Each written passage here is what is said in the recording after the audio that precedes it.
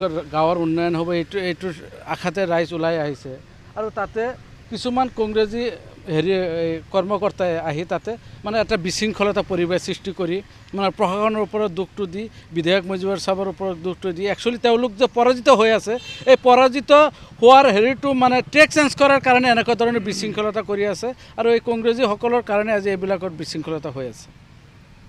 হয়, আজি দৈপাম গাঁও পঞ্চায়ত আমাৰ বেছিমাৰী আঞ্চলিক পঞ্চায়তৰ অন্তৰ্গত আমাৰ পঞ্চায়ত সদস্য ৱাৰ্ড সদস্যসকলৰ প্ৰথম মিটিং আছিলে শপত গ্ৰহণ আৰু সভাপতি আৰু উপসভাপতি নিৰ্বাচনৰ আজি তাৰিখটো থিৰাং কৰা আছিলে।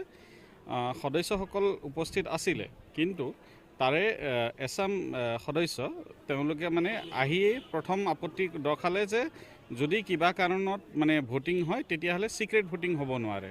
মই তেওঁলোকক বুজালোঁ যে যদি এজনে মানে সদস্য নিৰ্বাচিত হয় সভাপতি পদৰ বাবে তেতিয়াহ'লে ছিক্ৰেট ভোটিঙৰ প্ৰয়োজন নাথাকে, সেইটো ইউনানিমাছ হৈ যায়, মানে একসূত্ৰে চবে সমৰ্থন দিয়া হয়।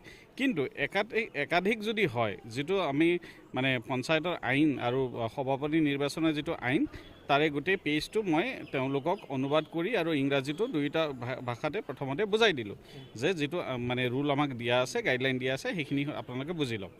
তাৰপিছত তেওঁলোকে কয় যে মানে কোনো প্ৰকাৰে যদিও দুটা কেণ্ডিডেট হয় তেতিয়াহ'লে ছিক্ৰেট ভোটিং হ'ব নোৱাৰে, সন্মুখী কোনোবাই বেলট কৰিব লাগিব।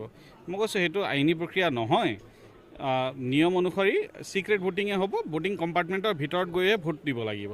তেতিয়া তেওঁলোকে কয় যে ভোটিং কম্পাৰ্টমেণ্টৰ ভিতৰত আমাৰ এজন সদস্য উপস্থিত থাকিব লাগিব, তেতিয়াহে ভোটিং দিব, নহ'লে ভোটিং নিদিওঁ। মই কৈছোঁ সেইটোতো প্ৰক্ৰিয়া নহ'ল। এতিয়া আপোনালোকে যদি অমান্তি হয় তেতিয়া শপত পাঠটো কৰি লওক, শপত পাঠ কৰি পেলাই আপোনালোকে সদস্য হিচাপে মানে আজি কাৰ্যভাৰীটো সেইটো লৈ লওক, তাৰপিছত সভাপতি নিৰ্বাচনৰ প্ৰক্ৰিয়াটো নেক্সট ষ্টেপ হয়, আমি তাৰপিছত আলোচনা কৰিম। কিন্তু তেওঁলোকে ক'লে যে যদি আপুনি ছিক্ৰেট ভোটিঙৰ কথাটো সেইটো থাকে তেতিয়াহ'লে আমি শপত পাঠো চহী নকৰোঁ। তো মই ক'লোঁ মানে যিটো নিয়মৰ অনুসৰি তাৰ আওতাৰ বাহিৰত ময়ো যাব নোৱাৰোঁ, কাৰণ নিৰ্বাচন হয় দুজন যদি সদস্য হয়, কোনোবা জিকিব কোনোবা হাৰিব, কোনো আইনী প্ৰক্ৰিয়া উলংঘা কৰি পেলাই মই শপত পাঠ বা পঞ্চায়ত সভাপতি নিৰ্বাচন মই কৰাব নোৱাৰোঁ। তো মই সেইটো কৈ দিয়াত তেওঁলোকে কোৰাম ভংগ কৰি পেলাই 6জন সদস্য লৈ পেলাই তেওঁলোক ওলাই গ'ল। তো বাকী 4জন সদস্য সভাকক্ষত উপস্থিত থাকিল আৰু 4জন সদস্যৰে যিহেতু কোৰাম গঠন নহয় তাৰ বাবে আজি মানে সভাখিনি বাতিল কৰিব লগা হ'ল।